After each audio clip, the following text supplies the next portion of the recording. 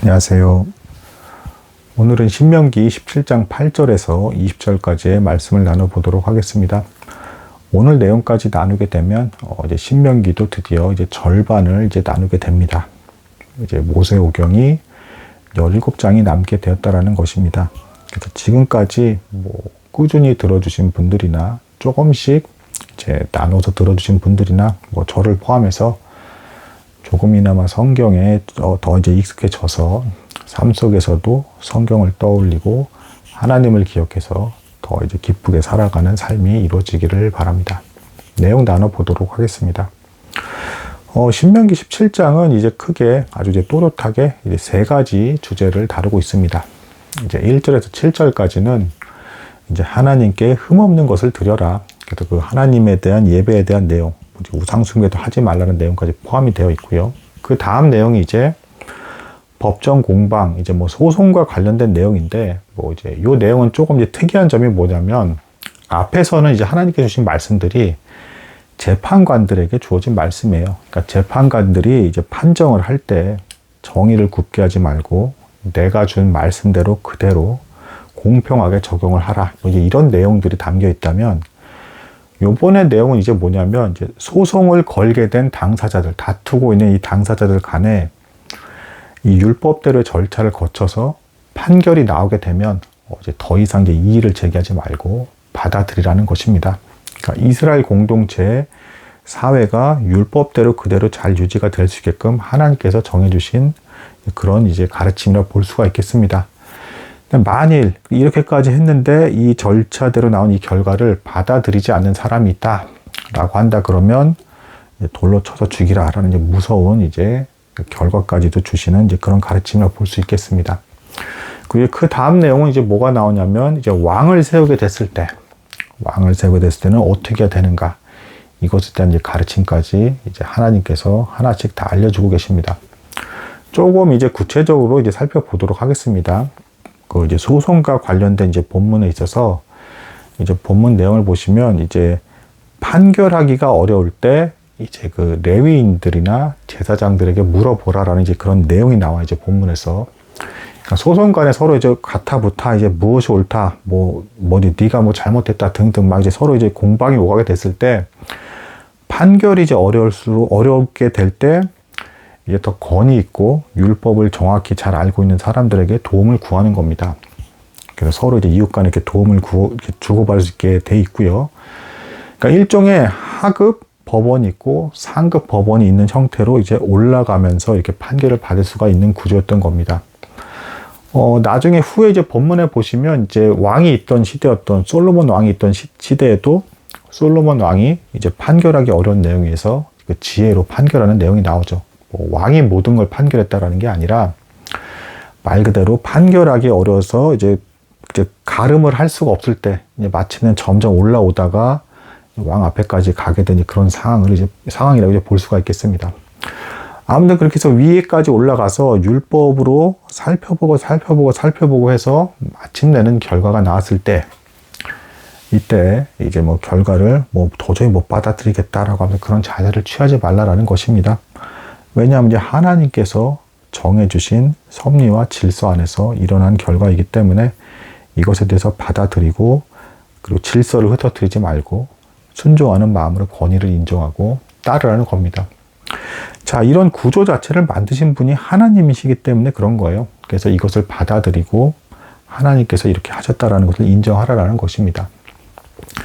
자, 그 다음 이제 가르침 이제 보겠습니다. 이제 왕을 세우는 것과 관련된 본문인데, 요것도 조금 이제 본문 이제 뉘앙스를 보면 좀 특이한 부분이 있습니다.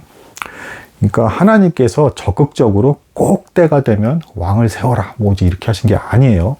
그러니까 이 백성들이 주변의 이웃 나라들을 보면서 우리에게도 왕이 필요할 것 같다라는 그런 생각이 들었을 때 하나님께서 왕을 세우는 것을 이제 허용하시겠다라는 이제 말씀입니다. 이후에 나중에 이스라엘 백성들이 이제 왕을 세우게 될 때 이제 하나님께서 불쾌히 여기시는 이제 모습이 나와요. 왜 그러냐면 실제로 왕을 세우고 안 세우고의 그런 결과론적인 문제가 아니고, 이 이스라엘 백성들이 자세가 하나님만으로는 부족하다, 뭔가 눈에 보이는 사람의 왕까지도 필요하다. 우리도 주변의 이방 족속들처럼 왕이 있어야겠다. 라는 이런 형태로 하나님만으로는 이제 부족하다라는 형태의 자세를 이제 마음과 자세를 보여줬기 때문에 하나님께서 거기서 이제 불쾌히 여기시면서 이제 화를 내시는 이제 그런 모습이 나옵니다. 근데 아무튼 그럼에도 불구하고 이들이 마침내는 그렇게 될 거라는 걸 하나님께서 아셨죠. 그리고 그걸 허용하시겠다라는 것입니다. 뭐 결론적으로는 왜 그렇겠습니까? 인간 왕을 세워봐야 완전한 왕이 아니죠. 그리고 실제로 왕을 세우게 되었을 때 안타깝지만 악한 왕이 훨씬 많이 나왔고요. 뭐 선한 왕이라 할지라도 잘못하는 것들이 나옵니다. 불완전하다라는 것이죠. 이걸 통해서 이스라엘 백성들이 진정한 왕은 하나님밖에 없구나라는 것을 이제 깨닫기를 바라셨던 것이죠. 자, 아무튼 하나님께서 이들이 참 나쁜 마음이죠. 주변 나라들을 보고 왕을 세우겠다는 마음이 생긴다는 것 자체가 사실은 나쁜 마음입니다. 근데 좀 요건 사회 문화적인 측면인데 이런 좀 묘한 특징이 있기는 합니다. 이게 왜 이런 현상이 발생을 하는가? 이게 참 인간 그 사회 문화 학문에서도 좀 그런 특징이 있는데 계층이 오히려 나뉘고 왕, 뭐 귀족 이렇게 신분제 사회일수록 오히려 더 문화적으로는 화려해지는 경향이 있습니다. 이게 왜 그러냐면 상류층 사람들이 자신들이 뭔가 권위가 있고 더 나은 사람들이라는 것을 보여주기 위해서 요란한 건축업을 한다든가 여러 가지 화려한 것들 이런 것들을 그러니까 일반인들과 구별된 독특한 문화들을 계속 이제 만들어내게 돼요. 이게 되게 아이러니한 부분인데, 그러니까 신분제와 계층제가 강화가 될수록 귀족 문화라고 하죠. 이런 것들이 더 융성하고 발달하게 되는 것이고, 겉으로 봤을 땐 이게 되게 그럴싸해 보이는 것이죠. 그래서 이스라엘 백성들이 약 400년 뒤에나 이제 가서야 이제 왕을 구하게 되는데, 이방 족속 나라들이 어쨌든 왕이 있고 이렇게 권위 있게 다스리고 큰 성이 있고 왕이 있다는 얘기는 또 큰 성이 궁궐이 있어야 되는 거잖아요. 이런 겉으로 보여지는 것을 보고 부러워하게 되는 것이죠. 사실은 전혀 부러워할 필요가 없었는데 하나님께서 다스리시는 나라이기 때문에 전혀 부러워할 게 없음에도 불구하고 그렇게 미혹이 돼서 또 이제 왕을 세우게 되는 것입니다. 그리고 궁극적으로는 이 인간 왕들의 부족한 모습을 통해서 하나님께서는 예수 그리스도만이 이제 완전한 왕이다 라는 이제 가르침을 주고 계십니다. 이 왕을 세우는 조건 중에는 이제 분명히 이제 이스라엘 백성 중에서 왕을 세우는 거예요. 하나님께서 이제 그 선지자를 통해서 이제 알게끔 왕이 누가 되야 될지를 알려주시기로 이제 약속이 되어 있고, 그래서 그런 자를 왕으로 세우는 겁니다. 이스라엘 민족 백성 중에서 세우는 겁니다. 자, 이것도 이제 나중에 사실은 신약과 연결돼서 좀 이제 중요한 의미를 갖고 있습니다. 그러니까 예수님께서 유대인 중에서 이제 나오셨죠. 그러니까 이 율법의 조건에 맞게 정말 이 백성들의 왕이 될 수 있는 조건으로 태어나신 겁니다. 제가 지난번 말씀 나눌 때도 흠없는 제물을 드린다 라고 했을 때 이게 예수님께서 흠이 없으신 우리의 죄를 사하실 수 있는 제물로서 오신 분이시다. 이런 내용을 대략 나눴는데, 그 예수님께서 흠이 없으시다라는 것에 대한 그 기준 잣대가 되는 게 사실은 율법이에요. 그러니까 이 율법 자체를 예수님께서 온전히 완전하게 다 정확하게 순종을 하셨기 때문에 죄 없고 흠 없는 하나님의 아들이자 사람으로서 동시에 그렇게 죽을 수 있는, 죽음을 경험할 수 있는 하나님의 아들의 형태로 오신 분이 이제 예수 그리스도이십니다. 그래서 여기서 이제 율법이 연결이 되면서 예수께서 죄가 없고 흠이 없으시다는 것에 대한 기준은 곧 율법을 정확히 다 성취하셨고 이루셨기 때문에 율법의 완성이 되시는 분이시기 때문에 예수 그리스도께서 이제 흠없고 거룩하신 우리 죄를 사하실 수 있는 그런 분이시다. 이렇게 말씀드릴 수가 있겠습니다. 자, 이후의 내용. 어쨌든 이 시대에서는 이제 그 구약 시대 왕이 세워질 것에 대한 상황에 대한 하나님께서 말씀을 주신 거니까 이제 이런 내용 나옵니다. 이제 그 왕이 되면 어떻게 되겠습니까? 뭔가 자신이 위풍당당하게 이렇게 보여주고 싶을 테고, 또 그리고 이웃 나라들 사이에서도 더 강한 나라가 이렇게 되게끔 만들고 싶은 그런 욕망이 생기겠죠. 그래서 말도 사고 이제 전쟁에 필요한 것들도 막 사려고 할 테고 이럴 텐데, 하나님께서 우선 이제 그렇게 하지 말아라고 이제 금하십니다. 그러니까 이제 하나님께서 다스리고 지키실 것이기 때문에 그렇습니다. 그러니까 여기서 말하는 하나님께서 허용하시고 세운 왕이 해야 될 일은 궁극적으로는 하나님께서 주신 말씀대로 백성들을 다스리는 그런 왕이에요. 일종의 대리인처럼 하나님께서 주신 말씀대로 다스리는 왕. 근데 안타깝지만 뭐 다 아시는 분들 너무 잘 아시지만 악한 왕들이 훨씬 더 많이 나고 심지어는 적극적으로 우상 숭배까지 하면서 백성들을 하나님께서 떠나게 만드는 황당한 왕조차도 너무 많이 나왔습니다. 또한 선한 왕들도 분명 나왔지만 뭐 다윗이나 뭐 기타 여러 이제 히스기야나 좋은 왕도 나왔지만 이런 왕들조차도 아까도 말씀드렸던 흠이 있었다. 아무튼 여기서 말을 많이 사지 말라고 하시면서 동시에 애굽을 거론하십니다. 애굽 나라 같은 나라 특징이 뭡니까? 피라미드도 있고 굉장히 왕권이 강화된 그 요란한 문화를 가진 나라죠.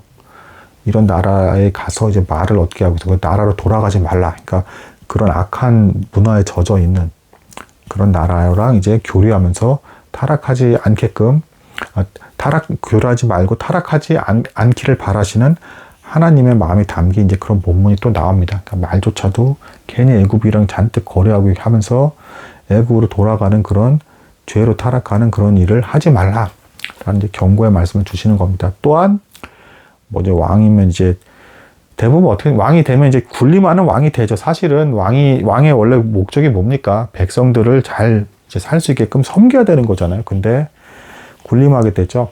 그래서 하나님께서 그거에 대해서도 경고를 주십니다. 뭐 많은 여자를 두지 말라.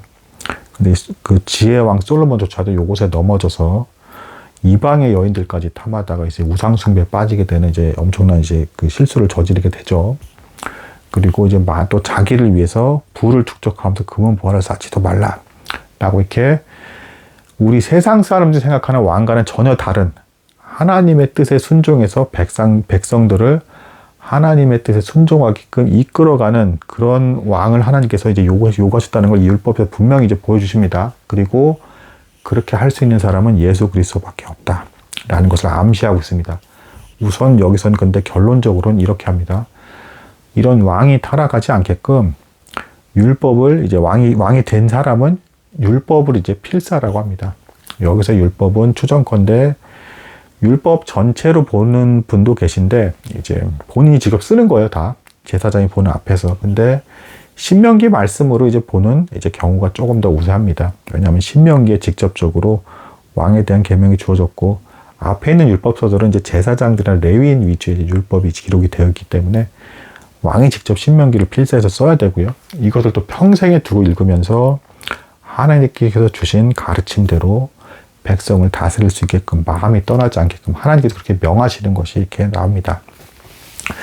자, 그래서 오늘 말씀을 통해서도 이제 우리가 이제 예수 그리스도를 떠올릴 수 있는 그런 좋은 시간이기도 했고, 또 인간의 연약함과 부족함, 그리고 또 왕을 구하게 되는 또 이제 악한 습성들, 뭐 문화적으로 그럴싸해 보이는 것에 우리가 너무 현혹되기 쉬운 이런 것들까지도 함께 나누게 되었습니다.